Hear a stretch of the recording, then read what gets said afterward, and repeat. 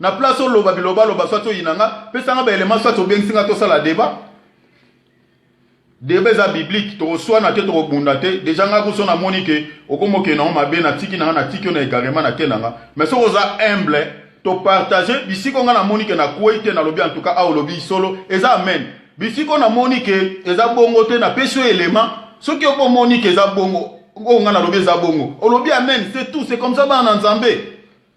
Il y a une place un déjà pour tout ce qu'on a na haine na mutemo yina rabatu. Yeba ngoza mécrier Bible mutelo ngoza mécrier. Yo vie éternelle yate. So za certain de Dieu yina ka nzamba sunga. Deti nga so yina na mutema na yo. Na mzo miteti boy na sala oni par exemple. Pourquoi na lo babilogo? Qu'est-ce que moi je te fais du mal? Pour non établir la vérité. Oyinga no ngaite na mutema ta mususu wa metrier okota lola te bibelobi muto alinga bibelobi soki yo komoko lioba olinga ka nzambe mais frère na yo oyo so mona bolinga ka ete bibelobi wa mutalukuta et bibelobi ke muto yo avivaka na haine alinga ka celui qui n'aime pas son frère c'est là totanga tam boloba na loba totanga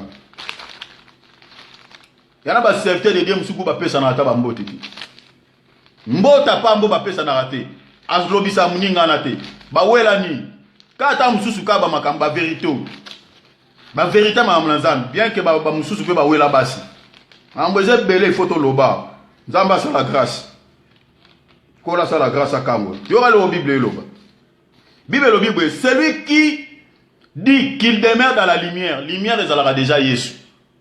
D'autant plus celui qui dit qu'il demeure dans la lumière, Jean chapitre 8 verset 12, Bible dit Jésus-Christ est la lumière du monde. Donc celui qui dit qu'il demeure dans la lumière, c'est-à-dire Moutouazoloba chrétien, en Christ. C'est quoi le verset le Bible? Et qui est son frère? Bible est encore dans les ténèbres. Donc so lingara sans problème. Na sala eloko te nongo taranga bolingara te. Topo lingara ndeko moko boete. Obengami chrétien Bible obi que la non mulili. On a verset na biso loba na no ko taper muke na message. Ya on a verset ototanga di Bible obi. Muto azana miswa maladi. Azana miswa ekufa. Matthieu chapitre 6 verset 23. Bible obi a demeuré dans la ténèbre. Miswa neza miswa musuni boete to simba dans aspect spirituel. On remarque dans Ephésiens chapitre 1, chapitre 1er. Au moins, quelque part, dans verset 15, qui dit Paul Alobanini, je prie que le Seigneur illumine les Éphésiens, chapitre 1er, verset 18. Paul Azolobanazo, pon de l'anzamba éliminer misu nabino, misu amitema nabino. Donc, misu tolobeza misu ame, misu amolimo. Donc, muto yo misu na ye ekufa. Muto misu ekufa, azalokola muto yo, oyebiso muto misu baby, akoma komona makamta msu double. Ba ophtalmologue ba benga ngo diplopie, ça maladie ya misu, diplopie. C'est-à-dire que nous avons une double vision. Donc, l'issue est droite, c'est de manière verticale, et gauche, c'est de horizontale. Donc, nous avons une double vision. Si Jacques 1,8, ça veut Motoyo a commis une double vision. Donc, c'est-à-dire, Motoyo a un inconstant. L'engagement na en Zambé, Bibelobi a l'homme de double cœur. Donc, Motoyo a un inconstant. Nakata Bonzambé a l'homme de double cœur. Or, Bible ne peut servir de maître à la fomoni. Double de quel, c'est-à-dire ça tantôt na bonzambe, tantôt na moki. Donc tantôt à cause na haine, tantôt à cause la sapé bolingo. Sauf que vous avez na haine, Bible au viva quand on a les ténèbres. Donc là, il y a double de cœur. Donc ça tantôt na lumière, tantôt na ténèbres. Or ça tient une zamba au sanzayo. Au messana ko yina haine. Surtout loko na betata moi c'est ça. Na ba créé. Ah Seigneur, oh mon Dieu, sauve-nous Seigneur. Miséricorde. Seigneur. Haine. Chrétien sozo talanga. Oyina kabat. Olobi sakandeko moko to kanisa ennemi. Oyina mutu mona mutema noza no yebi. Okokota lola te. Bibelobi metrier kati na moto ayina ka. Zana si sano écriture boto tanga. Bibelobi verset 11 yoka. 1 Jean chapitre 2, verset 11. Maintenant, c'est verset 11. Bible dit, mais celui qui est son frère est dans les ténèbres. Il marche dans les ténèbres et il ne sait où il va parce que les ténèbres ont aveuglé ses yeux. Donc moto mis se couvre, on aveuglé ses yeux. Donc mis sur les aveugles, c'est-à-dire les yeux malades. Au monde dimanche ok nango. Dans une Matthieu chapitre 6 verset 23 Bible lobby. Mais celui qui a des yeux, qui a des yeux malades, c'est-à-dire il demeure dans l'obscurité, dans les ténèbres. Donc moto a vivre na un Bible lobby aza aveugle, mis mouli les ipi mis sune. Au monde mais dimanche ok nango. Donc yo nous na haine, au vivra na haine. Oza muta double vision, c'est-à-dire mis sune couvre, il faut luka coller, oza église à Laodicée, oza Laodicée. Il faut luka parole en zame soukula misu na yo.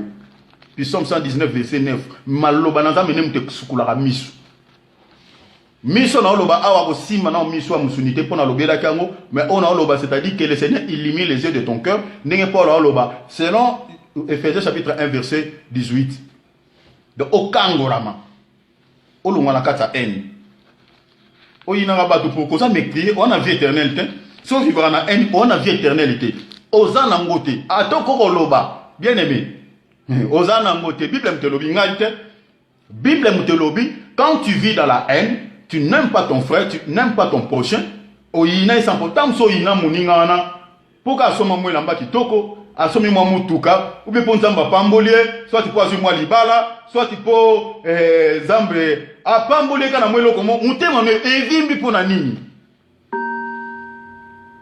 Pourquoi zo kapasi na lipambola muninga? Oyiniye pona nini? Nazo tuno mtoso talangai. Po yo mto omona nganga pe na omono na molimo. Na tunyo oviva na ene pourquoi? Oyina muninga no pourquoi? Oyebite ke bato eni kati na bango vie éternelle ezalaka te. Sozana na motema na wana molili. Au nom de Jésus-Christ oviva na molili. Bible mtelobi ngate. Nazui 1 Jean chapitre 3. Yokelo au Bible lobi. Tanga verset 15. Yobe tanga kuna. Quiconque est son frère est un meurtrier. Donc muto ayinaka. Na muto abomine nenge ba occidentaux bazo pesaka kanambe minduki abomaka ba congolais. Na penge mweloko. Nenge kanambe azui ba minduki azoboma ba congolais. Joseph Kabila entre guillemets Joseph Kabila poza ka vrai nom na été. Omoni nenga boma ba congolais, aussi ça ba congolais na boma monde vandi kimi va kangi monoko. Yo congoloso landanga lukaka pe partager. Partager ka ba malobo tala mende bisika zo bomwe lokute ko na suka.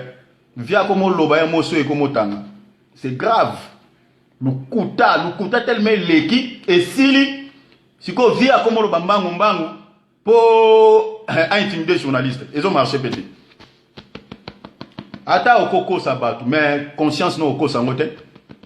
David aboma soda ne pas alaki roi akanisa ki mutasuki si ordre likolo na ye ezaki na légiste juge. Ya boma mutu moko mais na vie na nzamba boma batu misak azwa basi na ye ndenge ya récupérer mosa muninga nzamba azwa basi na ye soki 10 wana apesa ka mwana na ya saka na bango. Nzamba azwe ko bakoti sango na famille na ye entre bana na bana. Moni justice nzambe. Eza terrible. Soko zo landa nga yo mende yeba yango ozo sala lelo ba congolais oko payer prix. Yubi no gouvernement na nos boko payer prix.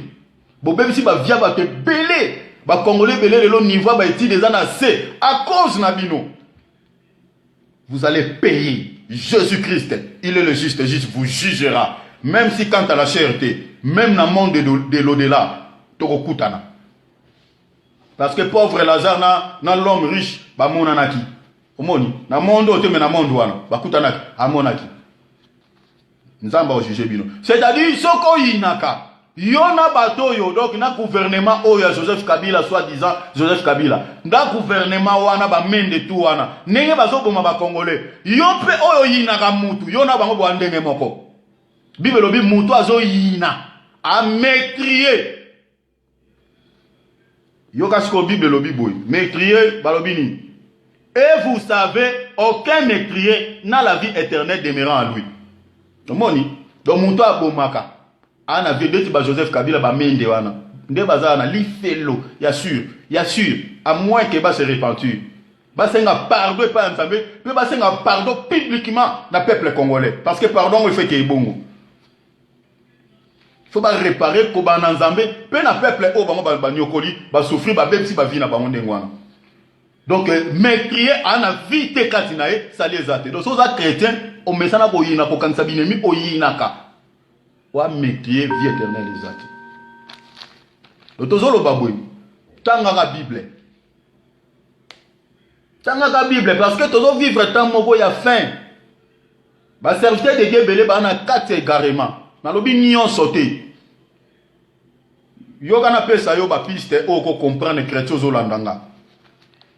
Sozo landanga o komita mo amen so makamna o loba o vérifier l'écriture ya bongo o tia amen. So moni ke za bongo tia amen, soit to manifester présence na yo. Nazo peso piste solution yo ka. Pour comprendre mosa na nzambe o azote ya maloba na nzamba solo. Landanga bien, surtout ana lo baloko na hôtel minga nazo s'adresser mingi na ba congolais, ba angolais pe zo landanga ba ndeko nanga ba Brazzaville, donc o toza ba pays frontalier o boka lingala nazo s'adresser na bino. Même ba bien aimé rwandais parce que rwandais o azo boma congolais a peuple été, ezali nde ba autorité. Même tant to lobela les occidentaux, to lobela peuple été, to zo lobela ba autorité. Donc landanga malam nazo lo babwe pour comprendre un vrai serviteur de Dieu.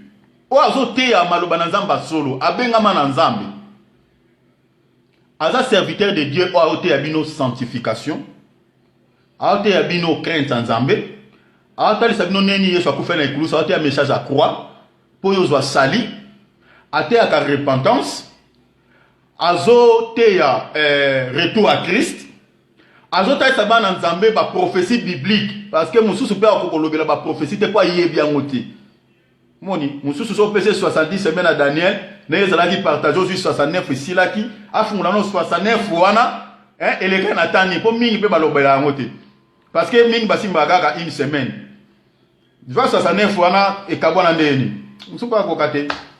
Moni, pona ma la classe oko fungula ngote okokate.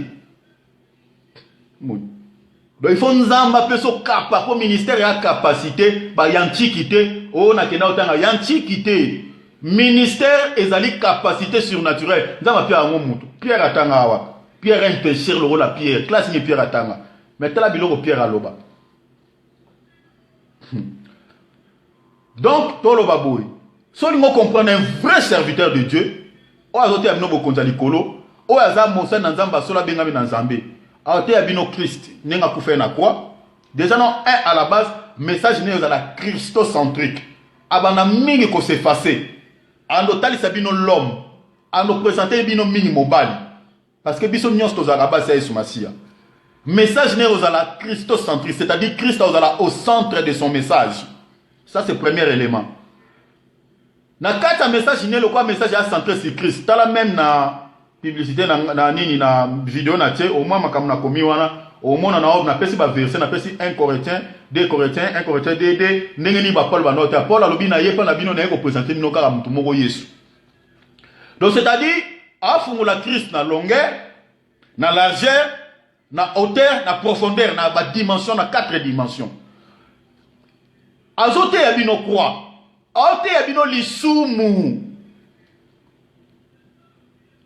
azote ya bino mutu esenge na ya sala nini pa kota bokonzi na likolo a parler bino si retour à Christ a simbi prophétie azo fungula bino tant bozo mona théorisme zo sala selon la Bible lingolo bani a fungula biloko wana par rapport à ba événement no seleka théorisme to zo mona ba entendant est-ce que na Bible makambo ane zali tant bo mona basina na biso ba chrétien et nikolo bani selon les prophéties. Omoni, ba tremblement de terre otozomona. Selon la Bible, to mona Mexique ba tuba oto sila na okufa. Yo mto landanga, na epenge moi quelque chose. Okaisaka liwa elekaka na ngambu wana pona batu mususu. Yo epa na yo kokoma te. Tu te trompes frère. Lelo batu bazo kufa bazo bela terre. Ozolo banon na savourer mokili, na continuer kolia, na continuer komela na sepela na mokili. Tu te trompes. Batu bakufi na Mexique, ba tremblement de terre muso ezo salama na butu batu na bapongi Ba butu batu balali tremblement de terre salami oki mandengeni. Ndongo zola na ngana lelo na butu lelo. Soki tremblement de terre salami na mile bozali. Et ko prépara ka vie na yote, opesa vie ne pas yesute. Oyebi sort nos amis. Li felo. Il y a tout droit, il y a vitesse. Voilà pourquoi tu as interpellé. Yo za païen. Tu as vie à double vitesse. Tantôt na muki, tantôt na nzambe. Ranger vie na yo, ta vie na yo, pesa vie na yo, bon moino nyoso na et pas Yesu Masia. Soko koué yo sali li sumu, o se repentir au Seigneur nzambe pardon. Pendant qu'on a bon moyen, il y a les sumu mon côté nzambali misarate. Tout péché est pardonnable par nzambe. Mais quand ça la ne li sumu nan compte pour nzambali miso, wana nzamba pardonner oti.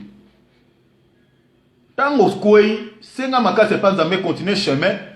Préparer la vie tous les temps. Quand c'est la pété qu'on a au bon de la carte, même dans Zela, son colomona te oppose ça, banda au bon de la. Nana sala rata dans un téléphone net na solo la mena, je prie. Banda au bon de la.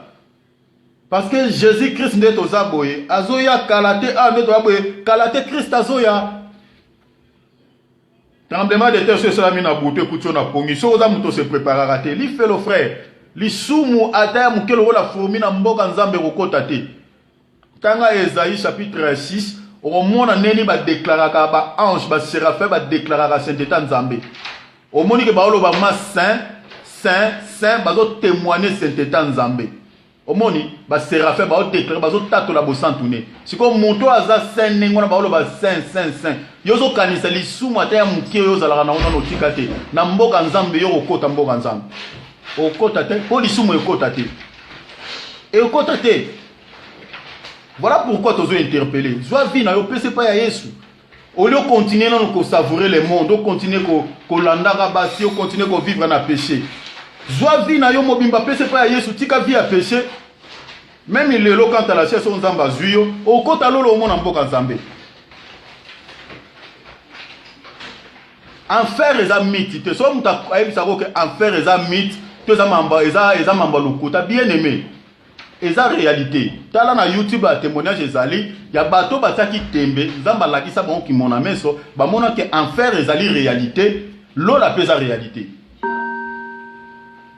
Lo tika ko beta tembe na likambo to lo ba biso to ba bololete, o to pese ba fin na jeune. Na ko mene pe viozo mene. Tala ngande na zabo, est-ce que na mabe? Si na ko mene vi oyo mena na très bien. Nassim m'a moi 10 fois par la grâce de Dieu. Mais pourquoi na menarango te tozi ba vie na biso lokwa ba jeune to pianwe pa Yesu. Zo vie na yo pese pa ya Yesu ozo lukani na mukili. Banda obota mati lelo nengo viva loko la pain ozo lando mama masanga ba vie ya pambala et pesa yo nini échangeani na vie na yo.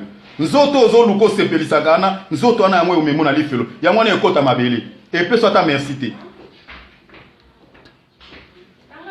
Donc nous disons ceci, prenez le temps, il y a sa vie n'avait pas à Christ. Tika ba vie à mokili oyo, tika ba vie à pambala. Tozo te a pour nous te mais tozo lo baboyeke. Joie vie no pese pas à Yesu parce que Jésus-Christ revient bientôt. Ce qui est so yena eta ozawana, so ka kucho na lisumu o kotate o tikali. Et li fait le zalarate au koti kuna isili, ba beto fimbo bimi hein. Et ça entrer sans sortir, et ça na porte entrer à sortir dans la rate. Il fait le porte, et mon côté Apocalypse 20. Et ça seulement en entrée et en sortie. C'est au côté. Et puis, Bible c'est pour l'éternité. Pourquoi l'ingénieur qui est passé, vie moko boé pour l'éternité en enfer, l'ikola moi vie moko ya courte durée parce que vie à mutuna mukili et à vie à muke. Soko kokisi penon nzamba loba na Bible ça 20 ans. Alors ça et à muke. Si on sacrifiait toute une éternité pour avoir vie à 120 ans, on lia au mélo sepela. Pourquoi? Toute une éternité, on sacrifiait pour n'attendre moukier. Ata bato to moni o ba journal leader ba mwana ba ke batiki ba milliard batika a kufi na combien de temps? Na combien de ans? C'est atiki nyonso. Bible obi, que serait-il à un homme de gagner le monde et de perdre son âme, de perdre sa vie? Li tombe zani. Ozwa mukili, ozwa nyonso mukili, o perdre vie na yo. Salaire na mwezani. Ndongo za nozo la nana. Obomaka nzoto, musala, mbongo, tu te sacrifies.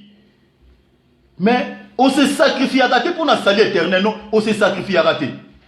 2017 Sili, ça la bilan. Ça la bilan. Combien de fois oyo yo pe no tamwe na robanga nzambe ata moi mobimba olobi ke moi oh vraiment non habite moi on na masangate moi o ngai na otala basite na olanda basite moi moko pambaka 1 mois seulement kokate ozo espérer yo so yesu aye okota lola ozo mona mwata muke ya vika ko nzamba pesi yo nzamba yebi mukolo okufa nzamba yebi soka obe pesa yo data opesa yo siko article l'autant on se prépare au pesa vie ne pas ozo lingate pourquoi nini yango ezo lango so nini yango isa ozo saboter Christ o saboter Christ likola masanga o saboter Christ likola makangu mobe mwana mora mwasi o saboter Christ likola mobali moko boye ozo saboter le Seigneur Jésus-Christ o ya mi pesa qui a 2000 ans de cela na croix pour yo soit vie éternelle o saboter ozo négliger o saboter liloba na Nzambe ozo saboter même alobo biso tote awa o zapeta mususu mais au bungate mutazo bika na mukilo pour l'éternité azate quand à la chair tozo sala o nzamba lobito sala tozo partager liloba soki liloba oyo senti que Dieu esika na mutema na recevoir ango pesa vine pas ya Christ ezate ko ke soit so musana nzambe mo aza pembeni okuta na yo lobino na lina pesa vine ngepa Yesu a l'action neni okoko bondela soit yo mona sombo buki mabolongwe osengi mawana nzambe na vino bi Seigneur pardonner nga pona péché nyonso nga na vivaka ko banda lelo Seigneur na zwi mokano ya kopesa vina ngepa na yo et la simple prière pardonner nga Seigneur na reconnaître que je suis un pécheur so na kufa na état on alingana ke lifelo limisanga nzambe na zwi vina nga na pesa ngwe pa na yo na tiki mokili pesa nga makasa kolanda yo kotika nga suna bolembute na yambio lokola kolpe mobix na bomo inanga ozwi mokano na oluki bible osombi bible soit au télécharger na téléphone coûte comme na simple ata osomba bible mukandate même na téléphone ko cha bible okomi kotango ozwi vina on mettre en ordre selon la parole de Dieu ozana saliso yeso ya kotilola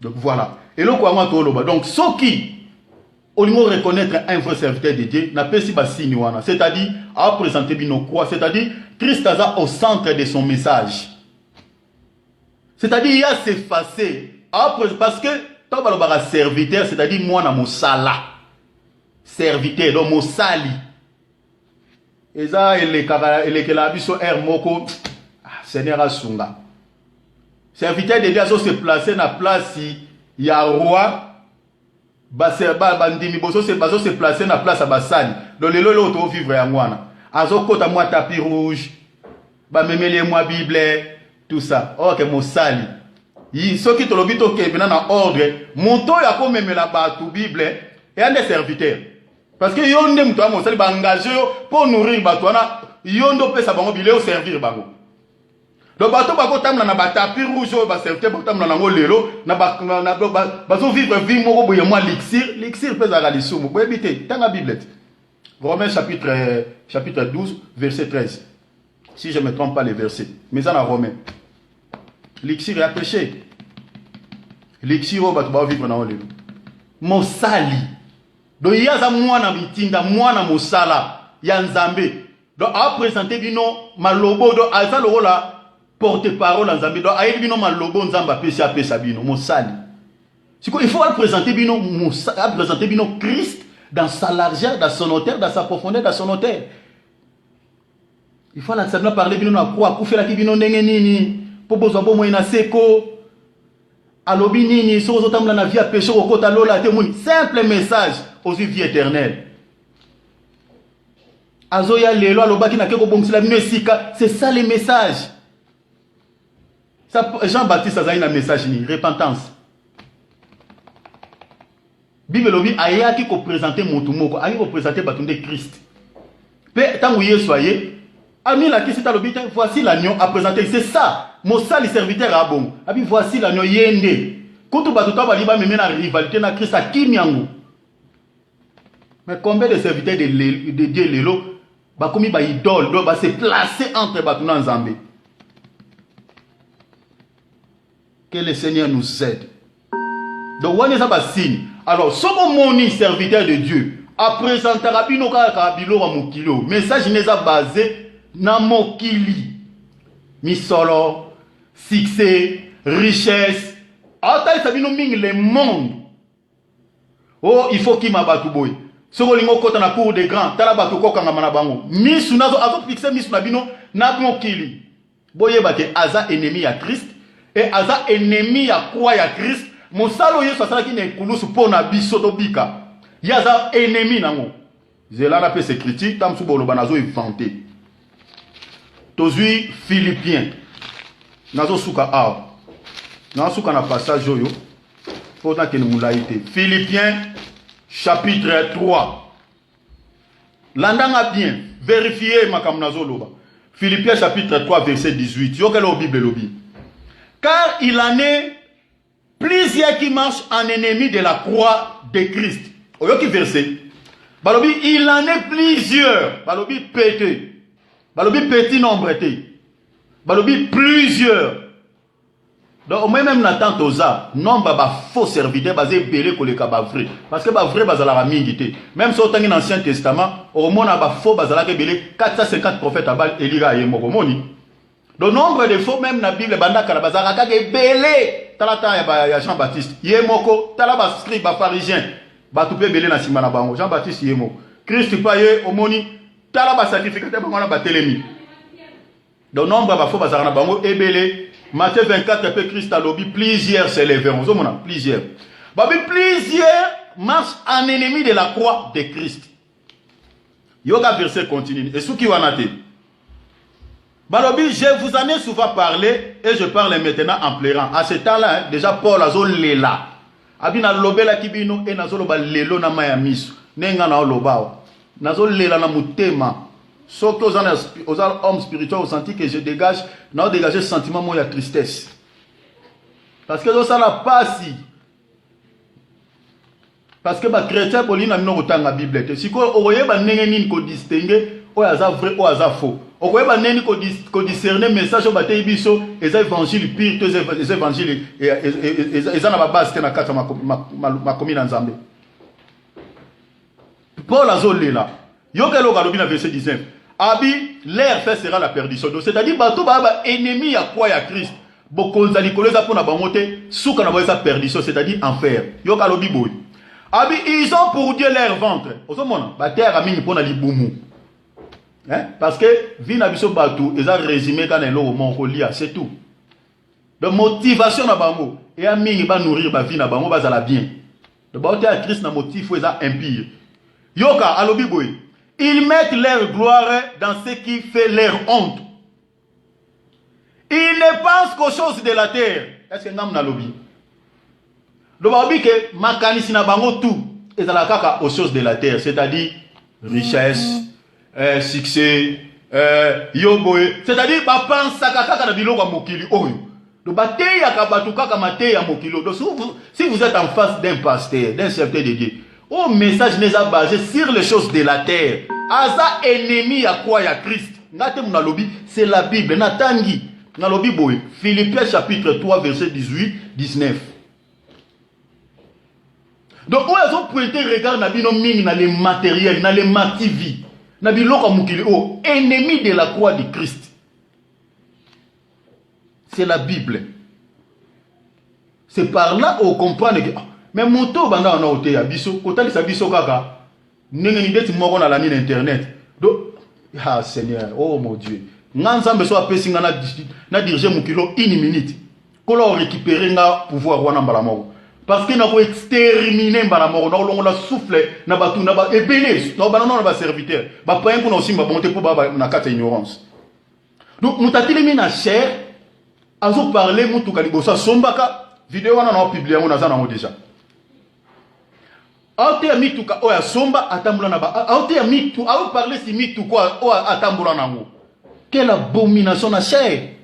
Batu ba epo ba ye ba vie oyo zu biloko oyo zu na mokilo oyo gagner. Bible lobito lukano liboso ni. Si bo konza likolote eloko nini o biso na munoko na biso basa na nzambe photo te ya bato. Nini o photo lobela liboso si royaume de ciel. Na munoko non chrétien lo liboso il faut penser ka. Olalo la muki est-ce que so yeso ele longa na kota lola. Premièrement c'est ça. Avant de penser makamususu etika na mukilo. Et lo liboso photo ba c'est le royaume. Alors ce moni Moussa na nzamba nengwa. Azote ya bino mingi richesse. Azote ya bino mingi maman. Azote ya bino mingi ane oyo. Thème oyo za principal ya ane mobimba. A parler kaka nenge ni okobima na pauvreté pour comme riche.